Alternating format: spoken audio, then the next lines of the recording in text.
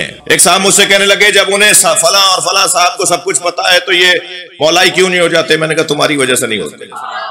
بعض اوقات بعض کاموں میں بعض چیزوں کے تسلیم کروانے میں مجھ جیسے لوگ رکاوٹ ہے. میں اپنے اوپر ہی رکھ کر بات کروں گا نا بتا کہ بات تو میری سن لی جائے. صلوات پڑھ لے ذرا محمد والے. تو پہلی صفت اللہم صلی علی محمد وآل محمد. پہلی صفت اصلھا ثابت. دوسری صفت وفرعھا فی السماء، اور اس کی شاخیں آسمانوں میں. اچھا تیسری صفت سن لیجئے تو پھر وفرعھا فی السماء کے پر غور کروں گا. تیسری صفت ہے تؤتی اکلھا کل حین باذن ربھا. یہ شجرہ طیبہ وہ درخت ہے جو ہر موسم میں پھل دیتا ہے. بھئی غور نہیں کر رہے آپ. آیت کا ترجمہ ہی کتنا حسین ہے، آیت ہی کتنی روشن ہے. یہ وہ درخت ہے جو ہر موسم میں پھل دیتا ہے. دنیا میں کوئی درخت بتاؤ اہل بیت کے علاوہ جنہوں نے ہر حال میں عطا کیا ہو. اللہ نے قرآن مجید میں جسے شجرہ طیبہ کہہ کر یاد کیا ہے، اس کی ایک شاخ کے اوپر بات کرنے آیا ہوں جسے حسین کہتے ہیں. سبحان اللہ. توجہ. اس کی ایک صفت یہ ہے کہ اس کی شاخیں آسمانوں میں ہیں اور پھر وہ ہر موسم میں پھل دیتا ہے. میں نے تو نہیں دیکھا کہ کوئی درخت باردار ہو اور اس کی شاخیں اوپر جا رہی ہوں. جتنا درخت باردار ہوتا ہے اتنی شاخیں پلٹ کے زمین کی طرف آتی ہیں. یعنی ہمیں مشاہدے کے اعتبار سے وہ باردار درخت جس کی شاخیں اوپر جا رہی ہوں یہ نظر نہیں آتا. درخت بھی پھل دیتا ہو اور ہر موسم میں پھل دیتا ہو، ہمیشہ دینے والا ہو اور شاخیں آسمانوں میں جا رہی ہوں. تو کیسے سمجھیں گے یہ درخت کون سا ہے جس کی شاخیں آسمانوں میں جا رہی ہیں، جس کی جڑ مضبوط ہے اور ہر موسم میں پھل دیتا ہے؟ یہ پھل دینے والا درخت ہے جو رہتا زمین پر ہے مگر کھاتے آسمان والے ہیں. کوئی ایک ایسا درخت ہے کہ جس کی شاخیں آسمانوں، بھائی شاخیں آسمانوں میں کیسے جائیں گی؟ پھر سما کیسے جائیں گی؟ ماننا پڑے گا کوئی ایسا وجود ہے جس کا وجود یہاں نظر آتا ہے مگر استفادہ آسمان والے کرتے ہیں. اب سمجھ میں آتا ہے وَيُطْعِمُونَ الطَّعَامَ عَلَىٰ حُبِّهِ مِسْكِينًا يَتِيمًا وَاسِيرًا. صلوات.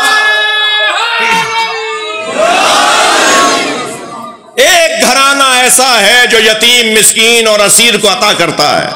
ان کے دینے کا انداز ایسا ہے کہ مانگنے والا یتیم ہے، یتامہ نہیں ہے. مانگنے والا اسیر ہے، اسرا نہیں ہے. مانگنے والا مسکین ہے، مساکین نہیں ہے، مگر روٹیاں 5 ملتی ہیں. میں مولا علی کی بارگاہ میں ہاتھ جوڑ کر کہوں مولا مانگنے والا ایک تھا، ایک اسے دے دیتے، باقی روٹیوں سے خود افطار کر لیتے. عجب نہیں جواب آئے علی کا کہ مانگنے والے نے کب کہا تھا کہ علی کی روٹی چاہیے. دروازے پر مانگنے آئے ہیں، جتنے رہتے ہیں سب عطا کریں گے.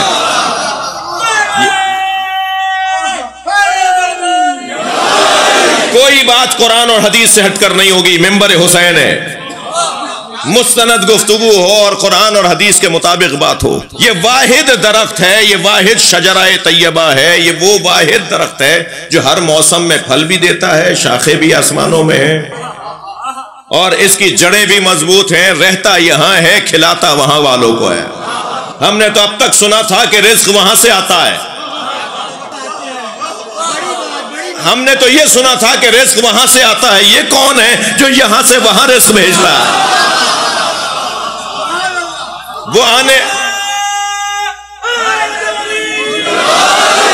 وہ آنے والا مسکین ہے، یتیم ہے اور اسیر ہے. وہ کون مسکین، اسیر اور یتیم ہے جو یہاں پر آتا ہے اور لے کر چلا جاتا ہے؟ ایک منظر دکھا دوں بچوں کو. توجہ چاہوں گا. آج جو دن گزرا ہے، یہ جو لمحات گزر رہے ہیں، انتہائی حسین لمحات ہیں. میرے عزیزو، ہر امام معصوم کی آمد پر نبی مکرم خوش ہیں، اور کریم جب خوش ہوتا ہے تو عطا کرتا ہے. تو کریم عطا کرنے کی کیفیت میں، مگر سب کی آمد ہے، مگر حسین حسین ہے.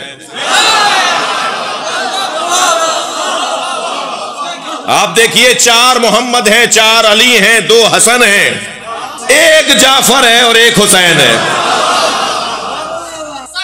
اللہم صلی علی محمد وآل محمد.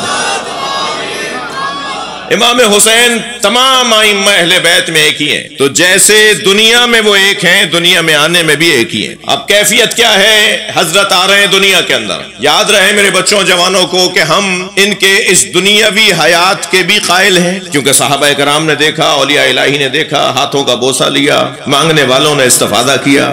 ایک نہیں ہزاروں مثالیں ہیں کہ دنیاوی حیات رکھتے تھے، مگر وہ معرفت سے خالی وجود ہوگا جو صرف انہیں دنیا میں ڈھونڈتا ہو۔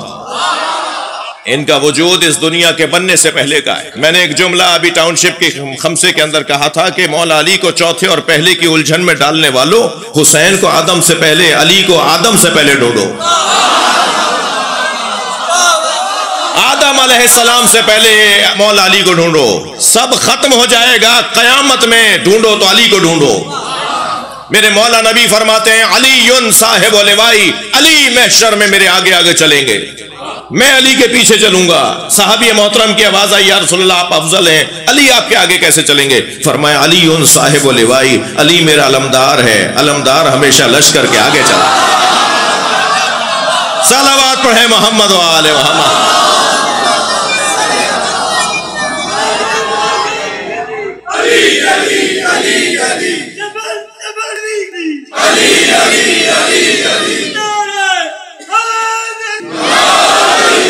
یاد رہے میرے بچوں جوانوں، کبھی بھی کسی کو لاغر، ناتوان، بچہ، عورت، کمزور، پھٹے ہوئے کپڑوں میں دیکھ کر، سائیکل پر پیدل چلتا ہوا دیکھ کر، چپل اگر پھٹی ہوئی ہو، کالر ادھڑا ہوا ہو تو اسے حقیر نہ سمجھنا، اسے حقیر نہ سمجھنا، اس لیے کہ اللہ کا کام اللہ کا ہے، بندوں کے کام بندوں کے۔ بندے اپنی ساری توانائیاں خرچ کر دیں تو ساری توانائیاں خرچ کر کے ایک بہت بڑا وجود بناتے ہیں، اور اللہ چیونٹی سے وہ کام لے لیتا ہے۔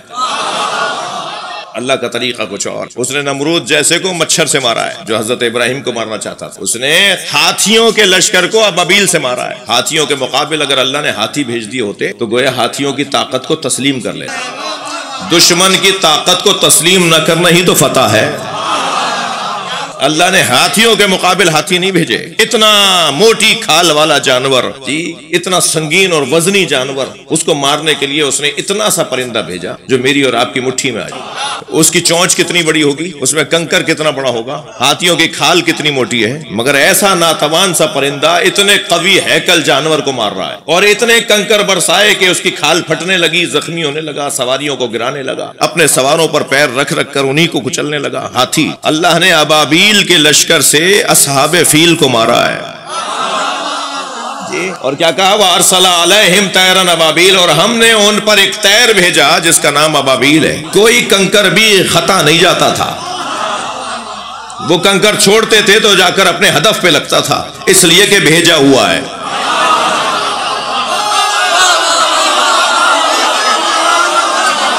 بھیجا ہوا اگر جانور بھی ہو تو غلطی نہیں کرتا۔ صلوات پڑھ لیں محمد و آل